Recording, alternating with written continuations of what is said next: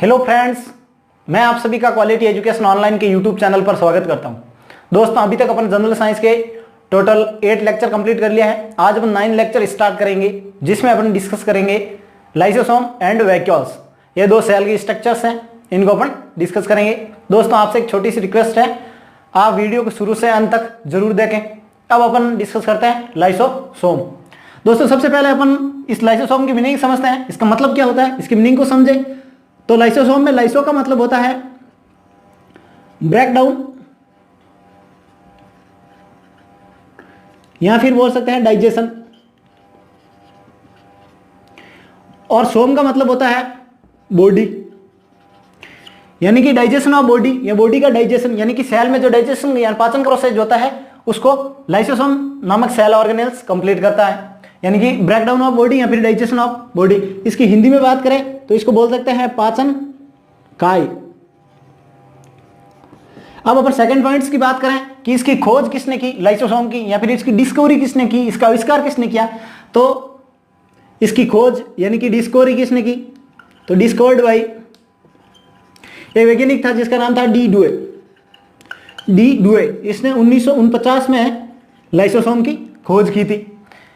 अब अपन इसकी स्ट्रक्चर को देखें तो इसकी स्ट्रक्चर है वो होती है सैक लाइक स्ट्रक्चर,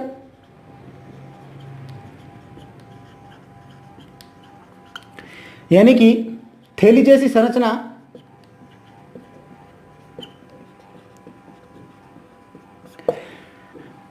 एंड अगर मैं बात करूं इसमें मेम्ब्रेन कैसी होती है, तो वो होती है, ये बाउंडेड होता है बाय सिंगल मेम्ब्रेन, यानी कि एकल झिल्ली प्रेजेंट होती है। और इस लाइसोसोम में इसकी स्ट्रक्चर्स में कुछ इंपॉर्टेंट टाइप्स के यानी फिर महत्वपूर्ण जो एंजाइम्स प्रेजेंट होते हैं, जिसकी मदद से ये डाइजेशन है वो कंप्लीट होता है, यानी कि लाइसोसोम यानी पाचन का जो प्रोसेस होता है, प्रक्रिया होती है, उसको कंप्लीट करता है।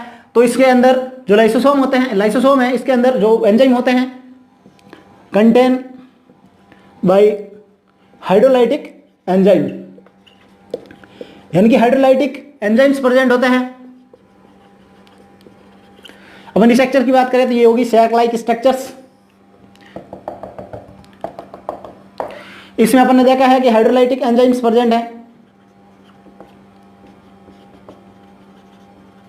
दोस्तों, इसमें से एक क्वेश्चन आता है हाइड्रोलाइटिक एंजाइम्स पे कि ये हाइड्रोलाइटिक एंजाइम्स हैं, ये एक्टिव कब होते हैं या फिर सक्रिय किस कंडीशंस में होते हैं। तो इसके एक जो इंपॉर्टेंट कंडीशंस होती है वो है ये एक्टिव होंगे यानी कि सक्रिय होंगे ओनली फॉर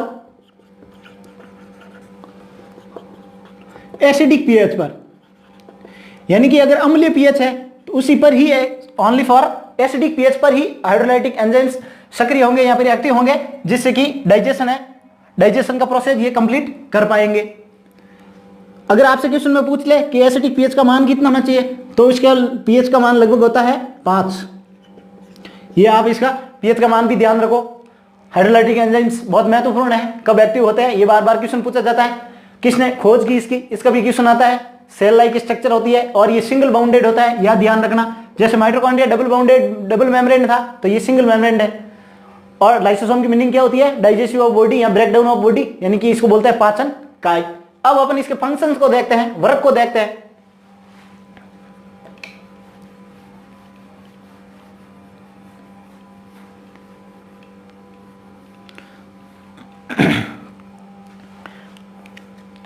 इसके वर्क की बात करूं या फिर फंक्शन की बात करूं,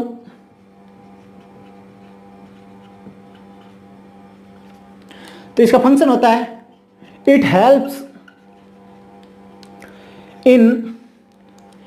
इज इंट्रासेल्यूलर डाइजेशन, यानी कि इंट्रासेल्यूलर डाइजेशन में हेल्प करता है। अभी अपन ने इसकी मीनिंग देखी थी कि digestion of body and digestion में हेल्प करता है, इंट्रासेल्यूलर डाइजेशन में हेल्प करता है। यह इंट्रासेल्यूलर डाइजेशन के हेल्प करता है, यानी कि इस इंट्रासेल्यूलर डाइजेशन की मीनिंग क्या होती है, इसका मतलब देखते हैं अपन। दोस्तों, अपन ने देखा है कि सेल है यूनिसेल्यूलर, कुछ ऑर्गेनिज्म होते हैं, कुछ होते हैं मल्टीसेल्यूलर। अपन एक किसी यूनिसेल्यूलर ऑर्गेनिज्म के एग्जाम्पल लेके देखते हैं कि इंट्रासेल्यूलर डाइजेशन का मतलब क्या होता है। तो मान लो अपन ने एक एग्जाम लिया अमीबा, जो यूनिसेल्युलर ऑर्गेनिज्म है। ये मान लो एक अमीबा है, तो अमीबा है, इसमें लाइसोसोम, इसकी सेल है जो इसमें लाइसोसोम प्रेजेंट होगा, तो मान लो ये लाइसोसोम है। अब माना कि ये एक फूड मटेरियल्स है, तो अगर इसमें डाइजेशन है, ये फूड मटेरियल इसके अंदर जाएगा,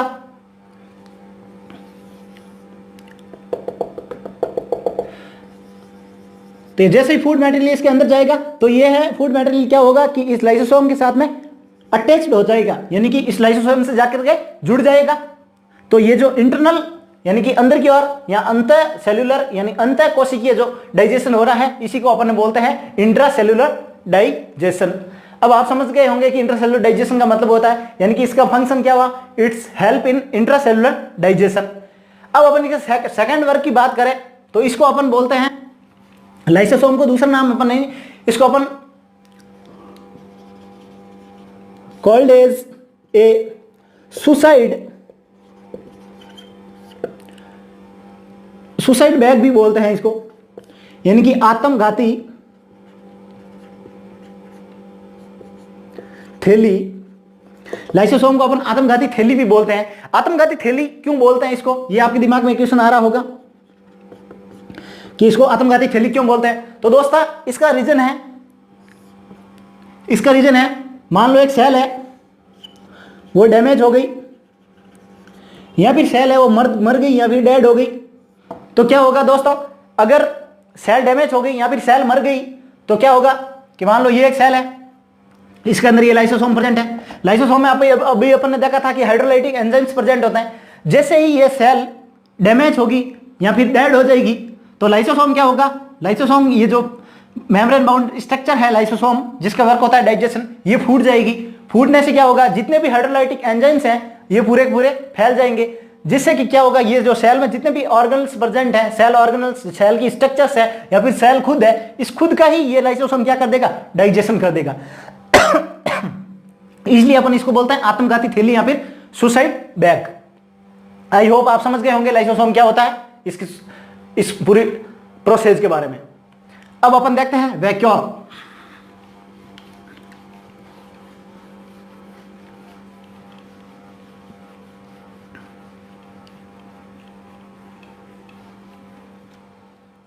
तो दोस्तों अब अपन बात करते हैं वैक्यूल्स यानी कि रसदानी, इसको हिंदी में बोलते हैं रसदानी। इसकी स्ट्रक्चर्स देखें तो ये होती है फ्लूइड फिल्डेड, यानी कि इस स्ट्रक्चर है वैक्यूल्स है, वैक्यूल्स में पूरा ही फ्लूइड भरा होता है। ये होती है सिंगल मेम्ब्रेन बाउंडेड, ये जो वैक्यूल्स होती है ये भी सिंगल मेम्ब्रेन बाउंडेड है और लाइसोसोम भी सिंगल मेम्ब्रेन बाउंडेड है। और ये जो सेल ऑर्गेनल्स है यानी कि ये सेल की स्ट्रक्चर्स है ये डेड होती है, मृत होती है। अब अपन इसकी स्ट्रक्चर की बात करें तो दोस्तों माना कि एक ये प्लांट सेल है, प्लांट सेल में ये वैक्यूल प्रेजेंट है। दोस्तों पिछले कुछ क्लासों में अपन ने पढ़ा था प्लांट सेल और एनिमल सेल में डिफरेंस, उसमें अपन ने देखा था कि प्लांट सेल में वैक्यूल बहुत बड़ी होती है, यानी कि लार्जर यानी बड़ी होती है, बिग होती है, यानी कि सेल का जो सेल ऑर्गन्स का यानी कि सेल का जो 90% पार्ट है यानी कि उसका सेल का एरिया है उसको ये कवर करती है।